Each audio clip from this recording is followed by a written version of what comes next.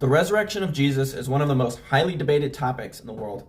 Scholars and historians agree on the simple facts that Jesus existed, he was crucified, and he was put in a tomb, and that the closest followers of Jesus believe that they saw him from the dead. However, the debate centers around whether or not Jesus was raised. There is surprising evidence to support that Jesus was raised from the dead. Moreover, this evidence begins with the radical transformations of the closest followers of Jesus. You see, after Jesus' death on the cross, Jesus' closest followers went into hiding.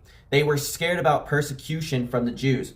However, when Jesus appeared to them, they became bold and willing to suffer and die for the proclamation that they had seen Jesus again. Not only that, but they had also claimed to have eaten with him, to have touched him, and to have talked with him. So the disciples were in a place to know whether or not Jesus truly raised from the dead. They were the ones proclaiming that they witnessed him. This means that they either suffered and died for something they knew was false or suffered and died for something they knew was true.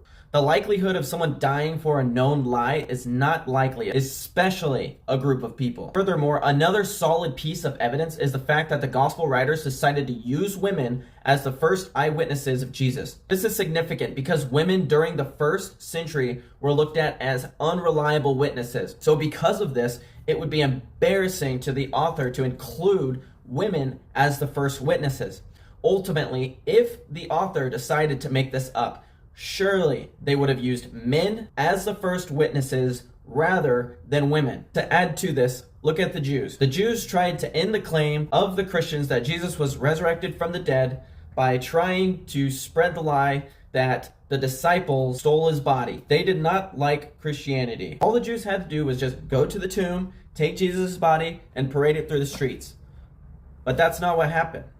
Instead, there is no body in the tomb. Thus, this ultimately supports the claim of the resurrection. Lastly, because there is so much evidence leaning toward the resurrection of Jesus, it is more plausible to believe that Jesus indeed was raised from the dead.